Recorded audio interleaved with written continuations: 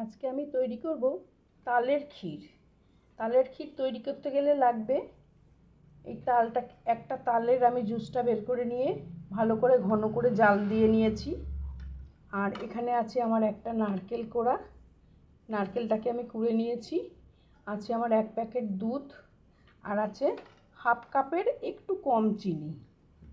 এই 4টে জিনিস দিয়ে আমি তালের ক্ষীর করব। প্রথমে আমি কড়াই দুধটাকে ভালো করে ফুটিয়ে ক্ষীর ঘন করে নেব। ঘন করে নেওয়ার পরে তাতে আমি এই তালের এই যে তৈরি করে রেখেছি যে জুসটাকে ঘন করে, এটাকে দিয়ে দেবো। তারপরে দেব আমি নারকেল কোড়া দিয়ে ফুটে উঠলে ভালো করে নাড়িয়ে ফুটিয়ে নিলে তারপরে আমি চিনিটা দেব। চিনিটা দেওয়ার পরে আমি একটু দেব এলাচের গুঁড়ো। কাঁচা এলাচকে আমি গুঁড়ো করে রাখবো, সেই গুঁড়োটাকে আমি তার উপরে ছড়িয়ে দেবো। এবার ভালো করে ঘন হয়ে আসলে এবার আমার তালের ক্ষীর সম্পূর্ণভাবে তৈরি হয়ে যাবে। আপনারাও তালের ক্ষীর তৈরি করুন, বাড়িতে করে খেয়ে দেখুন এইভাবে কেমন লাগে।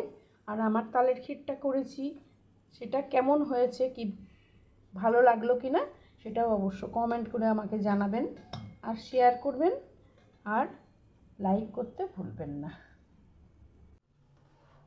দুধটা ঘন হয়ে আসলে আমি তালের জুসটা এর মধ্যে দিয়ে দেবো। তালটাকে আমি আগের থেকেই জাল দিয়ে ঘন করে রেখেছি, কেননা পাতলা তো ক্ষীর হয় না, ক্ষীর করা মানে একটু ঘন ঘন না হলে ক্ষীর খেতে ভালো লাগে না। তাই জন্য আমি দুধটাকে আগে ভালো করে জাল দিয়ে নিয়েছি। দুধটা যদি আমি যদি বারে বারে সবসময় না নাড়ি তাহলে ক্ষীরটা ভালো হবে না, উপরে সর পড়ে গেলে ক্ষীর ভালো হয় না। তাই জন্য যতক্ষণ না দুধটা ক্ষীর হচ্ছে ততক্ষণ এইভাবে নাড়িয়ে যেতে হবে।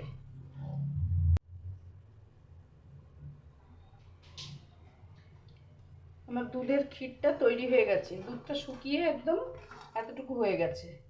এইবারে আমি এর মধ্যে একে একে প্রথমে আমি নারকেল কোড়াটা দিয়ে দিচ্ছি। প্রথমে আমি নারকেল কোড়া দিলাম, এরপর আমি এই চিনিটা দিলাম। এবার আমি ভালো করে এই চিনি আর নারকেল কোড়া দিয়ে এটাকে মিশিয়ে নিলাম। ক্ষীরটাকে আমি মিশিয়ে নিলাম নারকেল কোড়া আর চিনি দিয়ে।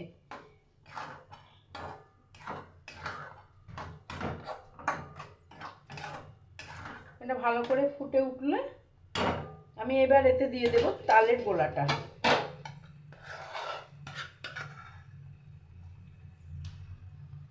এবার দিয়ে দিলাম আমি তালের গোলা।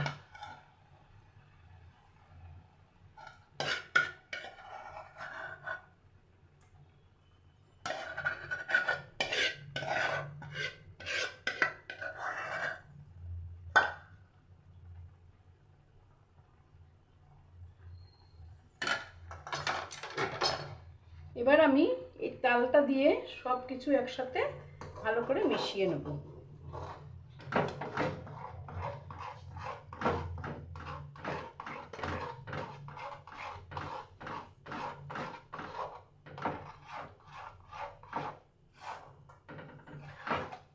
এইভাবে আমি মিনিট 2-3 ফুটিয়ে নেব। ফুটানোর পরে আমার তালের ক্ষীরটা সম্পূর্ণভাবে তৈরি হয়ে যাবে। এর উপরে ছড়িয়ে দেবো আমি একটু এলাচের গুঁড়ো। দেখুন তালের ক্ষীরটা কত সুন্দর হয়েছে। ওই সুন্দর হয়েছে তো, দেখছেন তো? দেখুন কত সুন্দর আমার তালের ক্ষীরটা হয়েছে।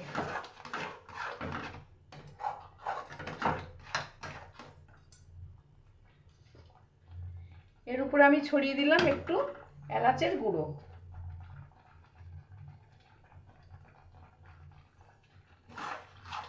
ক্ষীর আমার এখন রেডি। আপনারাও বাড়িতে এইভাবে তৈরি করুন, করে খেয়ে দেখুন। তালের ক্ষীর খেতে কত সুন্দর, খুব ভালো লাগবে। আমার তালের ক্ষীর তৈরি হয়ে গেছে। আমি তালের ক্ষীরটাকে একটা কাঁচের পাত্রে ঢেলে নিয়েছি। আপনারা যদি মনে করেন কাজু কিশমিশ একটু দেবেন তাহলে কুচো করে এর মধ্যে দিয়ে দিতে পারেন, সেটাও ভালো হবে। কাজু কিশমিশ দিলেও এটাকে খেতে ভালো লাগবে। এই যে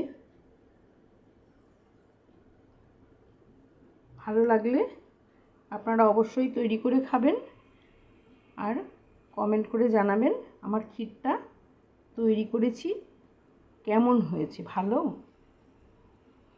নাকি খারাপ। শেয়ার অবশ্যই করবেন আর কমেন্ট করতে ভুলবেন না আমার ক্ষীরটা কেমন হয়েছে।